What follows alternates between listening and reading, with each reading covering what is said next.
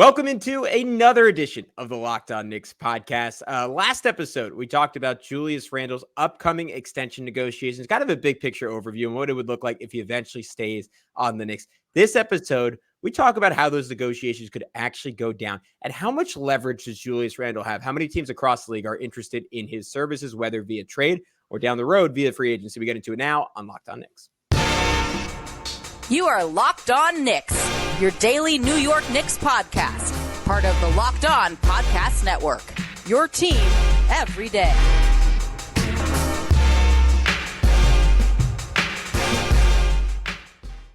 You are Locked On Knicks, your daily New York Knicks podcast. And I wanted to remind you that today's episode is brought to you by Game Time. Download the Game Time app, create an account, and use code LOCKEDONNBA for $20 off your first purchase. Terms apply. And I wanted to thank you for making Locked On Knicks your first listen today and every day. If you're interested in becoming an everydayer, and we know you are, be sure to subscribe on YouTube and hit that notifications bell to ensure you never miss an episode. But who's talking to you? I'm Gavin, your favorite play-by-play broadcaster's favorite play-by-play broadcaster, just having wrapped up my spring season. He is Alex Wolf, editor-in-chief of the Strickland, the greatest Knicks website in the whole wide world. You can check them out on all forms of social media at thestrick.land. And Alex, we're doing we're going back to high school a little bit. We are doing some mock debate in this one, and I think it's a reasonable thought exercise at this time of the year where Julius Randle's next contract, to me, outside of like OG Anunoby potentially leaving, like, is probably the single biggest question facing the Knicks this summer, just because I feel so good about Jalen Brunson, and I'm for better or worse, I'm not really worried about him going anywhere. I only say worse than that could come back to bite you if you're wrong about that, but I'm feeling pretty good right now. And I keep coming back to the question with Julius, and I think this is literally accumulated from years of us just getting so tired of the way he's played in some of these seasons, and inevitably doing an episode saying, all right, it's time to trade Julius Randle.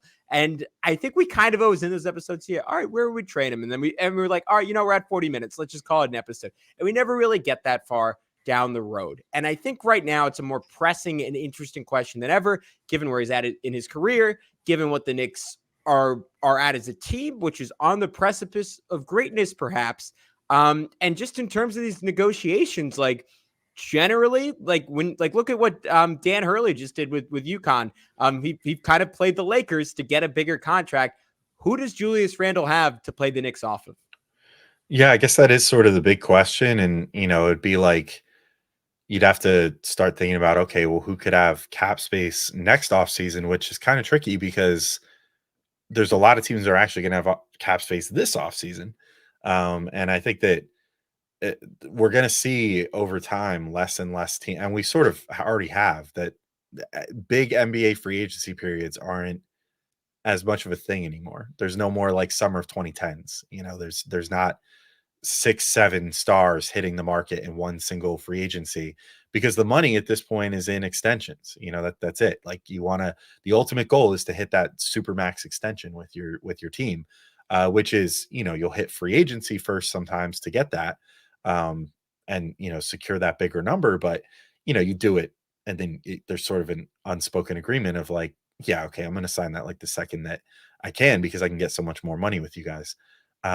So yeah, it's a little interesting then to think like, well, who would Julius and his agent dangle in front of the Knicks and say like, well, if you guys aren't going to sign him, then like this team will sign him, or like, well, we'd rather, we're not going to sign this extension.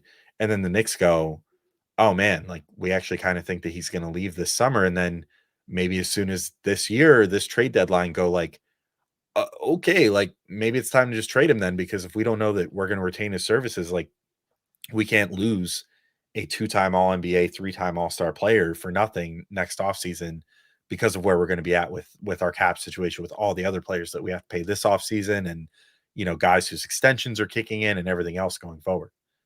Yeah, that I think that's the key point. There is, we going back to the first episode, we mentioned that Ian Begley report, that his gut instinct at this point is that Julius Randle's not going to sign an extension that is just going to make the first half of next year so pressurized to the point that obviously it still feels far away. So we're not talking about it. We're not thinking about it every day. I am just looking ahead, just for you and me right now doing this podcast. Like, how often that is going to come up, just even in game recaps, and be like, all right, wow, this is the fourth straight game Julius had 30 points. The Knicks started the season 15-2. Wow. But we don't have this guy extended. Like, what the hell are they going to do about this? And it's just going to be this cloud hanging over the team. And I guess circling back to last episode, maybe that's why these two sides eventually meet in the middle and eventually get something done. But that's where it's so scary. And I think we almost do, just to prepare ourselves, we kind of have to start looking ahead and saying, are there realistic options? And I'll just get ahead of this and say, spoiler, like there are not a ton of options that I think are reasonable. And Alex, we can play this out. I'm curious to see if you have different opinions and different findings than I did, because going through this, the guys the Knicks would try to trade him for either are just too good and the other teams would say no, or it just doesn't make sense to do it if Julius is playing well. And if you're the Knicks, given how well they played with him last year, you can reasonably talk yourself into the fact that maybe we could win a championship this year. All right. So before I start listing teams, do you have any final thoughts on that? No, let's get into it. Okay, let's go. All right. So one by one. All right. The first one I came up is pun very much intended. The big buck, right? If Giannis is somehow available, and maybe as you highlighted last episode, very intelligently, maybe that is all the incentive in the world to give Julius $47 million, because you know what Giannis is making, what next year, $49.8 million, I think, at the start of the extension. So maybe even 1 year from now, like you want Julius to be at a number where you could potentially trade him for someone like Giannis. And I think inevitably, like if the Bucks get to a point of trading Giannis, like this is like, I kind of keep coming back to this in my head. Even if the Knicks do extend Julius, if they are going to eventually make that quote unquote mega star trade, and I'm kind of becoming more and more accepting of the idea that they might not. But if they are, like I just think Julius's contract at the end of the day is going to be the one that gets included in it. So that was my first thought, but I just don't see any way. I think that went out the window. The second Giannis extended, there is not really a world where he's going to get traded this summer. I think next summer, if next season's a disaster, is the earliest it could happen. Or if the start of next season is such a disaster and Dame is so clearly washed that the Bucks are somehow willing to trade him before the deadline. But I think that is a pretty far out possibility. I think so too. And I do think that, I will say though, I do think that of all of the potential star trades that the Knicks could find themselves getting into, a lot of other teams maybe would be okay with, like Bojan Bogdanovic, Mitchell Robinson, draft picks, whatever, to start building towards your, star trade. But the Bucks, because of how much they invested draft pick wise into building a team around Giannis and getting Dame Lillard and everything else, they're pretty light on draft picks. So if Giannis is like, I want out, and they're like, fine, we're gonna accommodate that request, I guess, even though you just started an extension, but we're still gonna need to compete. That's a team that would make sense as a Julius Randle destination, but I don't think it's extremely likely.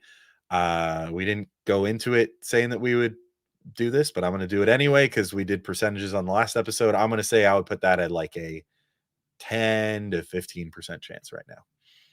Yeah, I think that's a fair number. And we said this last season when we talked about Giannis. It comes down to how small his list is, right? Because like there are other teams like the Thunder, for example. If he's on the table and the Thunder say, hey, Milwaukee, how would you like 14 draft picks? And how would you like Chet Holmgren? And the conversation is just over for the Knicks. So even in a world where he asks out and says specifically, I want to go here or here, Milwaukee still has to want to accommodate that. And they could accommodate that in the sense of like, all right, we'll move you, but we're going to move you where we want to move you. And Oklahoma City could be saying to themselves like, hey, like we know we're not his first choice, but if he comes here and we're winning championships every year, which is pretty realistic. If you have him, SGA, and like one of Jalen Williams and Chet Holmgren, like he's going to find a way to be happy enough pretty quickly. So that's where it gets dicey to me with Giannis. Like he is just almost too big of a fish to ever assume you have the inside track without it being a LeBron and Cleveland situation where he's literally from the area. All right. So the next one that I thought of is the Nets for Mikal Bridges. That is a big conversation. And I think the more I talk myself through it,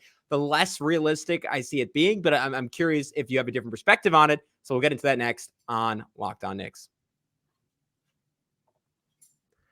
But first, we want to tell you about our good friends over at Game Time. Game Time makes getting NBA Finals tickets even easier and faster.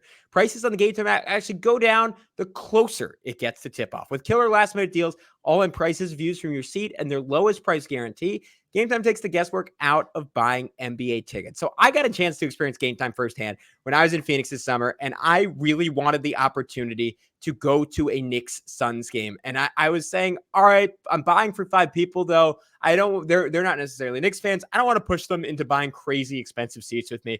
So let's see what's reasonable. And there were seats, and I'm like, you know what? That's a little bit too high up for me. But then I used this incredible feature on Game Time where they give you a panoramic view from your seat in the app before you buy. And I said, you know what? These are actually pretty good. And the other reason I felt so comfortable using Game Time is because of the lowest price guarantee. With Game Time, they have that lowest price guarantee, and it means that they'll credit you 110% of the difference if you find a lower price on a different site. Plus, Game Time ticket coverage means your purchase is covered with the most flexible customer service policy in the entire ticketing industry. So take the guesswork out of buying NBA Finals tickets or Yankees tickets or Mets tickets with Game Time. Download the Game Time app, create an account, and use code LOCKEDONNBA for $20 off your first purchase. Terms apply. Get a create account and redeem code LOCKEDONNBA for $20 off your first purchase. Download Game Time today. Last minute tickets, lowest price guaranteed. All right, Alex, I'm going to hit you with that team that shall not be named, but you know what? Call me the chosen one because I'm going to name them. The Brooklyn Nets, Mikal Bridges. Where are we at in some form of Julius Randle for Mikal, both from a Knicks perspective and the feasibility that Brooklyn would actually accommodate such a deal? I think they're slightly more likely, weirdly. And I mean, this would just mean like in terms of if Julius makes it clear that he's not going to resign, which I don't think is likely. This is like doomsday scenario stuff. But if he comes out this offseason and is sending pretty clear signs to the Knicks, like, hey, I don't want this extension. And in fact, I'm really interested in hitting the open market next summer. Period. That's what I want to do. I wonder if then the Nets, who are just perpetually on this treadmill of seemingly wanting to try to compete, they haven't, as of yet, resisted the urge to blow it up. There was a rumor that they turned down the ability to get control of all their draft picks back for Mikal Bridges. So, like, you know, clearly they still want to compete. So they don't want to like just ship him out and tank. So maybe you can make the case to them of like, hey, Julius, actually, like, if you just want a superstar, like, to guide your team and be the number one, he's probably a better option than Mikal Bridges. Like, Bridges is just a better fit for us because we need to complete our Nova Infinity Gauntlet here. But, you know, other than that, like Julius probably would be the better fit for what you actually want and what you've been trying to get out of Bridges for the last couple of years. And he's honestly just, I mean, he's a fantastic player. He's just not built to be like a number 1A option. So maybe that's the case you make to them. And, you know, again, this all just hinges on Julius being like, I'm out, but maybe it happens. And even if you send a draft pick or 2 with him to make it happen, then, you know, whatever, like, you're still paying a relatively low price in terms of just the draft pick compensation and can still try to make one more move. But, you know, I think that you could reasonably say, if you're the Knicks front office, like, well, you know, I wish we had Julius in this year's playoffs, but they did pretty damn good without him. And if you added Mikal Bridges to that, like, maybe they would have made the Eastern Conference Finals if the rest of the injuries hadn't set in. So yeah, I don't know. I think there's a case to be made, but I still would not put it as likely. Maybe like 20%, and that's only if Julius says he wants out. So it doesn't seem super likely to me. Yeah, so just to clarify, you would just not in a vacuum right now swap Randle for Bridges. Like, you don't think that makes the Knicks a better team? It's a hard question, right? It's interesting. I mean, I think it has the chance to make them a better team, I guess. I think it probably makes them about as good of a team. I think it does create some questions for them. Like, how are you going to make this work then when, you know, without Randle, part of what made it work in the postseason is that what you lost in the rebounding from Randle, you gained by having Josh Hart play all the time. But then if you want to have Brunson and presumably DiVincenzo and then Bridges and Anunoby play, and then you need a center out there, so you'll need Hartenstein or Mitch or whoever out there, then where does that rebounding come from? And does that mean you're sitting down your top 5 3-point shooter in the NBA and Dante DiVincenzo to play Josh Hart, but then do you have for sure enough shooting out there? Like, is Josh Hart going to continue shooting well? These are all things that Julius Randle kind of by himself solves because he shoots well, at least well enough, in theory, to stretch the defense at least. And he crashes the boards like crazy and takes advantage of having like a great box out center out there, and does a lot of the things Josh Hart does without Josh Hart on the floor. So, and allows you to still keep a Dante DiVincenzo out there while not having a guy who's as flighty as Josh Hart with the 3-point shooting. So, yeah, I think that's kind of where I come down of where I determine if it would make the Knicks better or not. I'm not totally sure. I don't know if they could quite make up for that like rebounding delta or not. Yeah, I think it's a good point. I look at it as the balance between shot creation and spacing, or I guess the battle between those two things, right? Because generally to win big time in like all like you can go through all the teams in recent NBA history that have won a championship, like they have more than one shot creator. A bunch of them recently have had 3 or 4 like really, really high level shot creators. And the Knicks, like if you make that deal for Mikal Bridges, you are trying to win a championship with one true blue shot creator. And Mikal Bridges can give you a little bit of that. Like Dante DiVincenzo can give you a little bit of that. OG Anunoby can give you a little bit of that. Josh Hart can give you a little bit of that. Like you have guys who can sort of pass for that, but does that still work in the conference finals, in the NBA finals against the best defenses and the best teams? And with the Knicks not getting one round further, like we didn't get a chance to see it. But my instinct is like it would have kind of sort of worked, but like it might have just been putting too much on Jalen Brunson. The beauty of having Julius Randle is you ensure you are not overburdening Jalen Brunson. You might not be getting the best version of Brunson, but how sustainable is the best version of Brunson, right? The brighter a star burns, the quicker it burns out. And Mikal makes his life easier. It makes it easier for him to be that guy.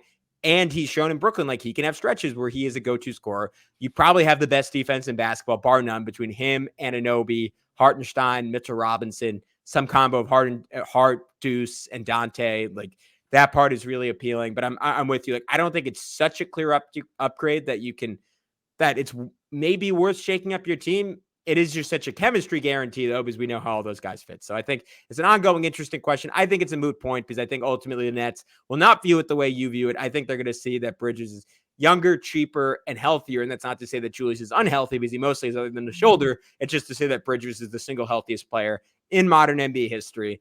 And I think because of that, plus the lack of appeal of like kind of publicly kowtowing to the Knicks in some way, I think it'd be hard to ultimately get that deal done.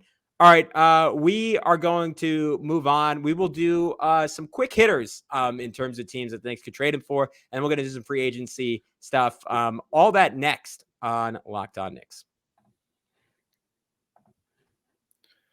But first, we had to let you know about our friends over at Prize Picks. Prize Picks is America's #1 fantasy sports app with more than 5 million members. It's the most fun and exciting way to get in on the action while you watch your favorite sports and players. You just pick more or less than on 2 or more player stats for a shot to win up to 100 times your cash. And the finals means more on Prize Picks, and so do the star players. You get boosted payouts on select basketball stars that you won't find anywhere else. So that's sick. And when the finals are over, the hoops action doesn't stop on Prize Picks. Women's basketball is just getting started. So with young stars like Caitlin Clark and Angel Reese looking to make names for themselves alongside greats like Breanna Stewart and Asia Wilson, you could win up to 100 times your cash watching them ball out. And Prize Picks also offers injury insurance so that your lineups stay in play even if one of your players gets injured this playoff basketball season or WNBA season or MLB season or any other season. So if you have a player who exits the game in the first half and does not return in the second, Prize Picks will have your back and not count that as a loss for you. That's very nice. Very nice of them to do that. They don't have to do that, but they do that for you anyway. So if you want to check it out, download the app today and use code LOCKEDONNBA for a first deposit match up to $100. Again, download the Prize Picks app today and use code LOCKEDONNBA for a first deposit match up to $100. Prize Picks, pick more, pick less. It's that easy. All right, Gavin, we're back in to keep talking through this Julius Randle leverage episode. And I think this is really where we're going to hit the apex here. Maybe this is where we should have started, is who would he be able to dangle in front of the Knicks and say, this team would sign me, period. And that's why you guys need to, you know, lock me up and give me the most money possible, whether it's when he's trying to do this on the extension or whether he's trying to say like, no, actually, I'm going to wait till next offseason. You guys are going to pay me more then because otherwise I'm going to bounce somewhere else. Now, again, I'll say this all sounds very un-Julius Randle because he's been a consummate professional on this team. He's been a great face of the team, to be honest. Like he keeps, other than the 1 year from hell, he keeps an even keel. He's a good interview. You know, he seems to really like the fans. He's connected with the fans, especially since 21-22 when things got a little tumultuous for everybody involved.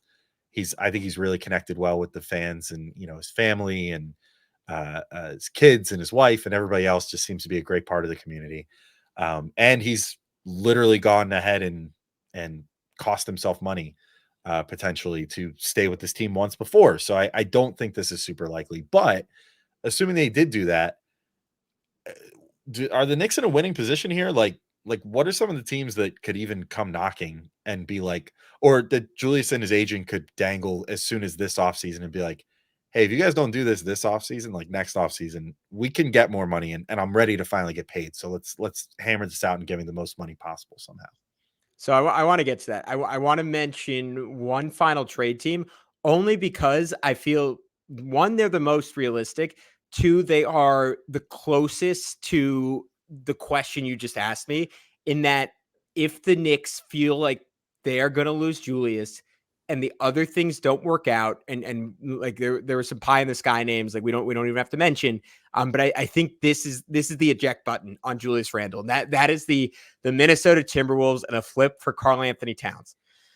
I'm pausing for a sec to let everyone just kind of shudder in their seats, because I don't think people particularly like the idea of the Knicks getting Karl-Anthony Towns. I don't think you and I, Alex, in the past, which is why I think we were both kind of on board with maybe even skipping talking about it altogether, are particularly big fans of him. He had a pretty good postseason this year. All in all, he did not have a good conference finals. He had some real moments against the Denver Nuggets. He certainly had some real moments in the first round against the Phoenix Suns. And he had a great regular season for a great team. And I've been on the bandwagon for a long time that elite shooting at the 4 or the 5 spot, particularly the 5 spot, is what could be the thing that really supercharges this Knicks offense. So that is the appeal for him. The lack of appeal is the fact that he historically has been so unreliable in the playoffs, to the point that Julius, who has no track record of being reliable in the playoffs, I'm almost more convinced that he could do it than Cat. And the thing is, like, Minnesota, just because of the money, likely would be willing to do it, even if there's a drop off in shooting there. For me, like, I really think that is the ultimate breaking case of emergency option, because I just kind of think Julius is the better player at the end of the day, and I would rather run it back with him than go down that road. But I say that to say, like, if you're the Knicks, maybe let this get to free agency, in the sense that there just aren't a lot of great teams out there.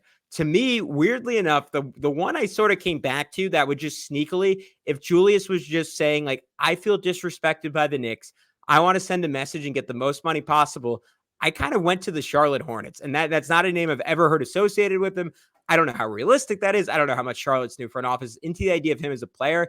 But if they have just a year of stability where guys like Mark Williams improves, LaMelo Ball is able to stay healthy for the whole year, which is a big if, and Brandon Miller either makes the All-Star team and looks like he's on the precipice of making an All-Star team, I think they could talk themselves into the idea of, hey, we want to do what we did with Gordon Hayward a few years ago and just sign like a proven vet, maybe someone who's sort of a borderline all-star going forward, but we just want to give out some money and we want to get better as quickly as possible. And to me, Randle makes sense as that guy. The Hornets right now don't have a lot of cap room, but it's very, very easy for them to shed money. There are only 2 or 3 guys on the whole roster that are totally bolted down. So if there's a team out there that could just throw crazy money at him, that was the one I was thinking. And I'm wondering if Randle, like his agency, which is of course CAA, can reference that a year ahead of time and say, like, hey, there are teams that are looming that are going to give our guys some money. Alex, I don't know if you want to comment on that. I don't know if you want to comment on Cat, or if you want to get into some of the contenders that maybe will go and say, hey, like, we can't give you more than the Knicks, but we can give you as much as they're willing to. And maybe you're just done with them if they disrespected you and didn't pay you the previous offseason. Yeah, I mean, I do think that there's two teams that stand out to me in terms of the have-nots, if we want to call them that, the teams that would hope to be on the rise by this time next year. And that would be the Hornets. I agree with you. I think maybe could be in that category, and possibly the Pistons. I mean, because the Pistons are going to have so much money this offseason. I just don't see how many players are going to take long multi-year deals to go to Detroit anymore. Like, I think that Sun's going to have to be built there a little bit. And I think you'll probably see them get a decent number of guys on like 1-year deals this offseason, or 1 year, 1+1, because they're going to have new management. You know, everything's going to be topsy-turvy. And typically what we see in those situations is the new management wants to kind of get their feet wet and, you know, be like, hey, you know, I can understand if you don't trust this team, just come here for 1 year. Like, we're offering you a bunch of money to do it. Let's see if we could do something. And then next year we'll give you 120% of that or more, you know, and we'll move forward that way. So I think they might have a bunch of cap space again next year. And if they manage to start putting something together with like Cade and Duran and freaking Jaden Ivey and all those guys. It's a bad sign that we can't list the third player in that. I know. Jaden Ivey, I should know the T-shirt that says like Cade and Jalen, and it's just blank for Detroit. It's TBD. Maybe Oster Thompson. Maybe is yeah. I mean, they're all in a vacuum, like good young players. They just Ivy's solid. I still like Ivy. Yeah, I like Ivy too. I just couldn't think of his name for a second, even though we thirsted over him for like a whole draft cycle. Mm-hmm. But yeah, so maybe that's a situation that Randle finds appealing, of like, oh, well, I can go and, you know, hopefully it'll be a playoff team again and I can make a boatload more money, even if it's not for, you know, with all my friends in New York and whatever that I love. But Hornets, similar situation. They would just have a lot to prove. I think both from a organizational stability point and but, you know, obviously you and I and other people care way more about the whole legal situation of that team and some of its players than most of the players do, apparently. So anyway, but yeah, I think contenders I'm more interested in hearing about real quick.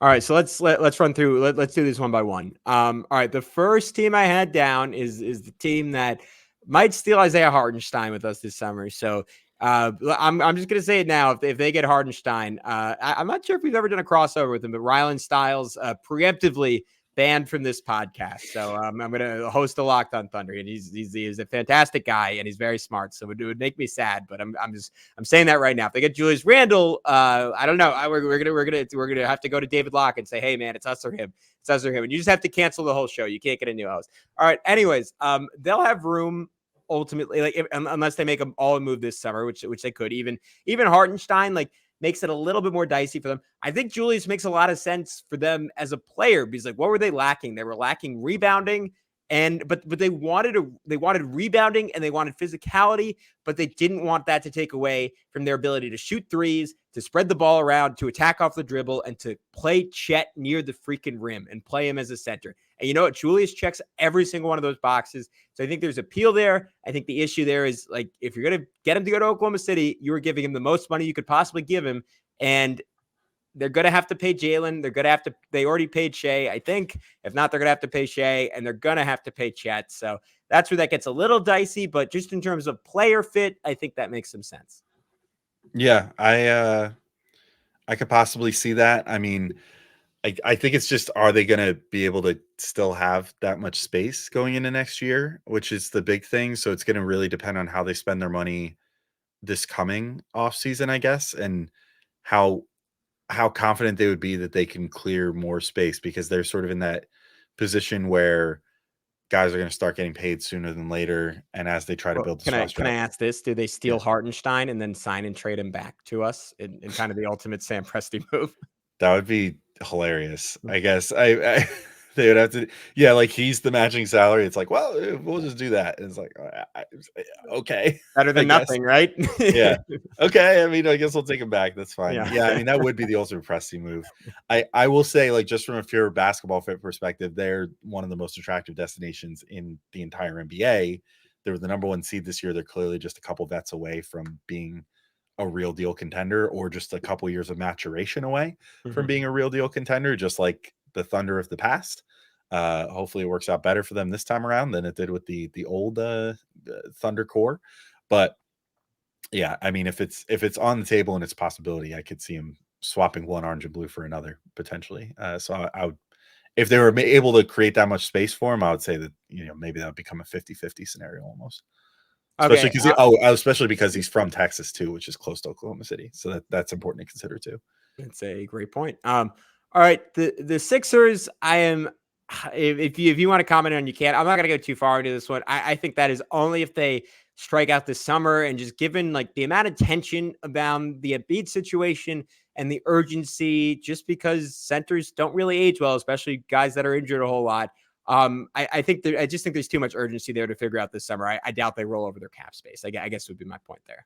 Yeah, I'm putting that at like 5% because if they don't do something big this offseason with all that cap space and put together like a real contender next year, regardless of how Embiid is holding up, he's gonna like ask out by next summer. Like if they blow it this summer after all the hoopla about how much cap space they're gonna have and everything, forget it. Yeah, he's just gonna want out flatly, I think. Yeah. Okay. I'm with you. I'm not too scared about that. All right. I'll do these. We'll end with a 2-for-1. The West Coast aging contenders led by the former best players in the league. Lakers reunion, I think only really plausible, even just from a cap perspective. If LeBron left or retired, if not, like it's almost too many like big hulking dudes for one team. But if LeBron left and Anthony Davis is just there and the Lakers just don't really have any appetite to tank, even though I guess this would be next year. They'd be tanking for Cooper Flag, but whoever's after Cooper Flag, maybe Carlos Boozer's son. I don't know for sure. Maybe the Lakers just want to stay kind of good. And they're like, all right, let's run back the 2019 Hornets, the 2018 Hornets. What was Julius's first year on the Knicks? The 2018 Hornets, I guess. I maybe that's appealing to them. And then the Warriors are the one I could almost talk myself into a little bit more. Like, do they try to rebuild around Steph, or do they just kind of want to be solid the rest of the way? And like, and their future as a team, I'm fascinated by them, but it's so in flux. And honest, if I was running that team, I would trade everyone, and then I'd go to Steph and I'd be like, look, man, it would be really cool for you to finish your career here. You're not going to win a title here. We have no business being mediocre. Like, maybe it's best we just go our separate ways and you come back for one final year when you're 42 or something. But if they want to go that Dirk route and just sort of be like, all right, we're just going to be as mediocre as possible for the final stretch of your career, Randle could sort of make sense for them. But ultimately, like, and this is kind of the point we'll conclude with, like, I don't really see either of those teams as particularly realistic either. Yeah, I can maybe see the Lakers more if they can, because they always sort of have that tenuous cap situation where they can always create space because they just sign guys to like couple year deals all the time that are easy to move. So, and Julius did, in theory, I think, like playing with Anthony Davis in New Orleans. I think like when they played there, they didn't get to play together a ton. And of course, that was the year before AD asked out during the summer to the Lakers. So, like, clearly they didn't have that great of a time, or else AD would have been like, hey, let's do something in New Orleans together. But like when they were on the floor together, if I remember correctly, they had pretty solid, like, sharing the court numbers together. So of course they also had Drew Holiday on that team too. So that was a surprisingly stacked team a little before its time. Maybe that's an option, and maybe he would like to go back to LA. It's another big city, it's another fun place to live. Warriors, I just don't think would happen, just because it's going to take them half a decade once they decide they don't want to keep trying to, compete with Steph anymore. It's going to take them a half decade to just unravel their cap situation and get themselves back to being somewhat normal. As far as a team that can even think about spending decent money on free agents and stuff. So I don't find that to be super likely. I guess, Gavin, our last note just to end on, this can even just be a yes or no answer, but does Julius have a big market if he wants to try to leverage the Knicks? I think I fall at only if he's willing to take a step back in the competition standpoint. If he's willing to take a step back and be on a worse team, sure, probably. But if not, I don't know that there's just a ton of teams that would be lining up to like add him, or that would have the means to do so outside of getting him in a trade, which I think is just kind of the way of the NBA these days, unfortunately, for a lot of these players. No, I think it just comes down to he's more valuable to the Knicks than he is to any other team, but also vice versa. Like that works both ways. Like he is walking that line of being really, really good, but just not one of those guys who you say, we're just going to give him the most money possible. And you don't even have to think about it. Like that was, I mean, it's honestly, it's Jalen Brunson right now. Like whatever the number was with Brunson, even if you went another year and you had to give him $250 million, you're saying at the end of the day, it's still a discount. Like we just cannot pay this dude enough money. And with Julius Randle, there is a number out there where you just kind of say to yourself, it is too much. And that's a thin line. Like even like the Celtics just walked it with Jaylen Brown. And there was ultimately no point where they were like, this is too much for this guy, because he's a wing and Julius is a power forward who shoots threes kind of well, but not that well. And that ultimately puts a cap on his value. So he does not have a lot of leverage. But in turn, the Knicks also want to keep him happy, which is why maybe circling back on my being kind of hesitant to go over 50%. I would really love to get in Ian Begley's brain and say, all right, what did you hear that made you think this isn't going to happen? Because it almost just makes too much sense not to, that he would come back to New York, at least for the time being. Yep, I'm with you there. And I think the end to all this in this episode that probably just, I don't know what I'm going to title it yet, but I'm sure that it's going to get some people in a lather about, and some people elated and be like, yes, get him out of here on the first trade. Cause there's still somehow those people. Yeah. I think ultimately where we come down on this is like, it makes more sense for Julius to stay on the Knicks than not. And I think both of us probably, Ian Begley feelings aside, probably would be surprised if Julius did not. So hopefully that comes to fruition over this summer and the Knicks can make whatever moves they're going to make to just improve this team around the margins. And then we can have a real fun time next season, but there's still so long to wait for that. But until next time, thank you all for listening and we'll talk to y'all soon. Peace out, everybody.